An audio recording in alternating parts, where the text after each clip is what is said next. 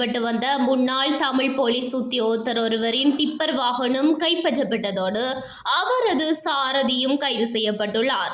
குறித்த முன்னாள் போலீஸ் தமிழ் உத்தியோகத்தர் சட்டவிரோத செயற்பாடுகளில் ஈடுபட்டதன் காரணமாக போலீஸ் சேவையில் இருந்து நீக்கப்பட்டிருந்தார். இருந்தும் சட்டவிரோத மணல் அகழ்வில் குறித்த நபர் ஈடுபட்டு வந்துள்ளார். இந்த நிலையில் பருத்தித்துறை கட்கோவளத்தில் அகழ்ந்த மண்ணை ஏற்றி சென்ற டிப்பரை விசேட குற்றப்புலனாய்வு பிரிவினர் இடைமறித்தனர். போலீசாரின் சமிஞ்ஞையையும் பொருட்படுத்தாது சாரதி டிப்பரை ஓட்டிச் சென்றுள்ளார். அதனை விரட்டிச் சென்ற போலீசார் சாவகச்சேரி நாவற்குழி பகுதியில் வைத்து டிப்பரை கைப்பற்றியதோடு சாரதியையும் கைது செய்துள்ளனர். இந்நிலையில் காங்கேசன்துறை விசேட குற்றப்பிரிவு போலீசார் மணல் ஏற்றிய டிப்பர் வாகனத்தை மறிக்க முற்பட்ட போது வாகனத்தை நிறுத்திவிட்டு சுரேஷ் என்பவன் தப்பியோடினான்.